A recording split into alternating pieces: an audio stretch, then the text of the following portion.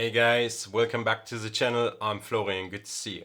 In this video we're going to talk about Fujifilm's 10-24 f4 OIS R lens and if it's still worth buying in 2022. So long story short guys, we all know there's an updated version of this lens already on the market, and the original 10-24 you only find second hand.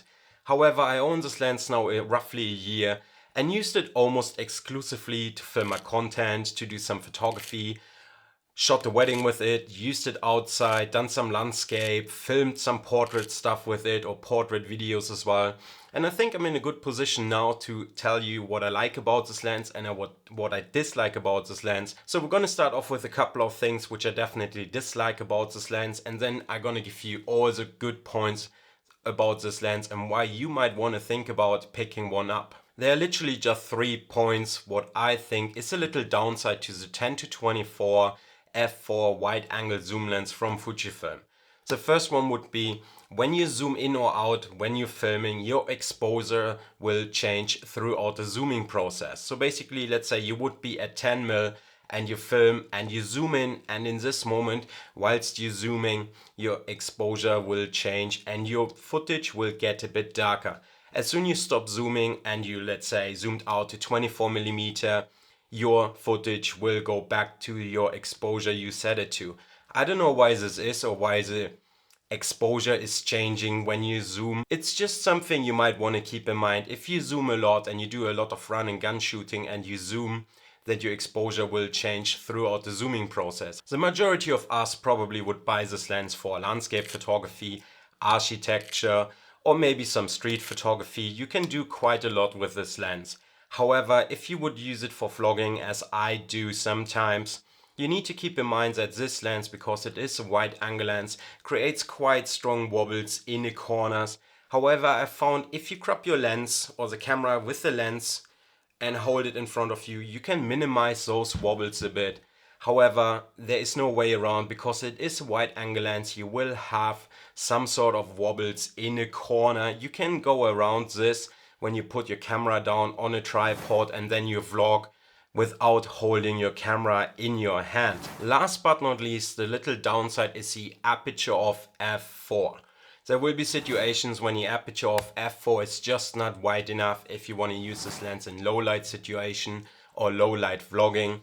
Of course, if you're gonna go out and do some long exposure photography, a wide aperture doesn't really matter because you close down your aperture to f8, f12 anyway. However, it would have been nice if Fujifilm would have done an f2.8 version of this lens as it brought out the updated version of a 10-24. Generally speaking, if you're vlogging on a daytime or in a daytime, you won't have any issues with the f4 aperture. You still get a nice blurry background, and as an example, currently I'm filming on an f4 aperture as well, and you can see my background.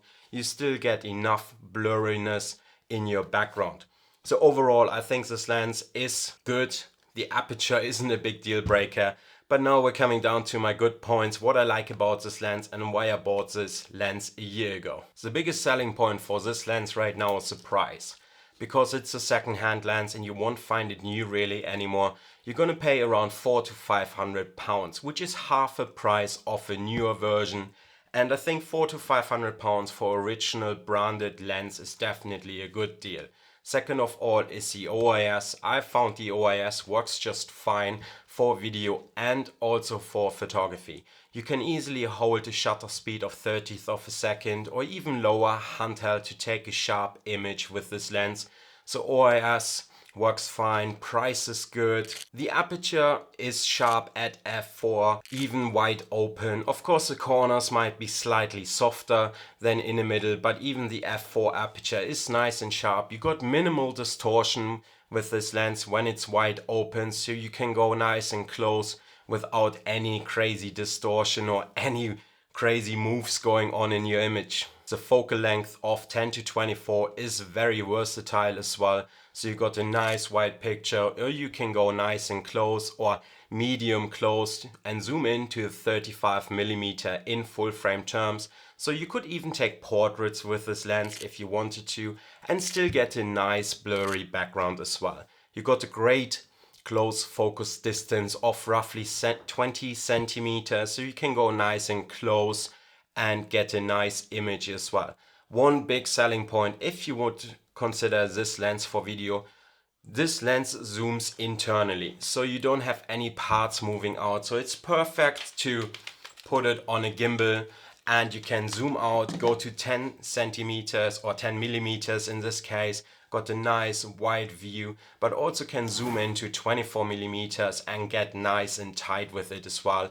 And you don't need to rebalance your gimbal at all because this lens zooms internally. You don't have any parts sticking out when you zoom. So definitely a good lens if you wanted to consider to use it with a gimbal as well. The autofocus performance for video or picture is fine.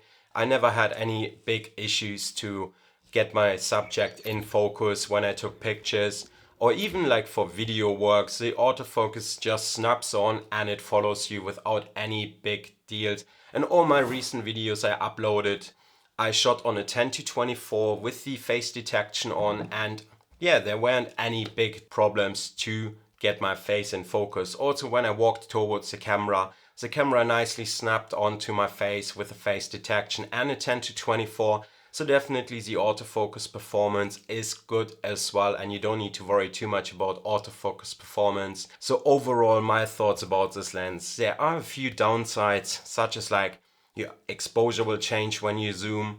It's only a f4 and you might get a few strong wobbles in the corners, and I think Sony and Canon cameras handling their wobbling in the corners with their wide angle lenses a bit better than Fujifilm.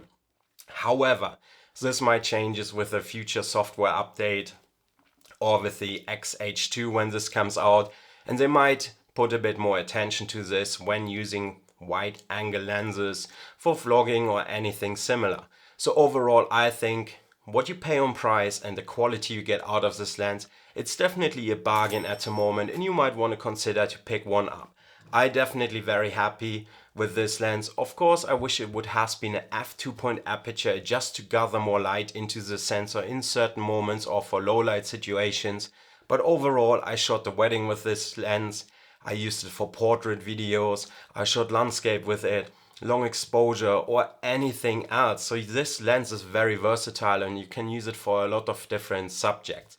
So definitely still worth buying in 2022. And with that said, guys, today I hope you liked this video and you will consider maybe a 10-24 as well. Let me know your thoughts about this lens, what you think about it.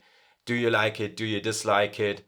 And Tamron might brings out by end of this year a 11-20 millimeter wide angle zoom lens, f2 aperture as well. The rumors going around, so I hope this is gonna happen, and then I might even would consider to replace my 10-24 with Tamron's version just for the wider aperture to gather more light into the sensor. Right now with the APS-C sensor, you need to think about light gathering for your sensor to make sure your picture is properly exposed.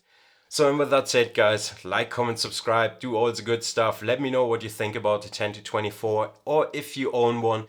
And with that said, today, guys, like, comment, subscribe, smash the like button, let me know, and yeah, I'll see you in the next one, my friend.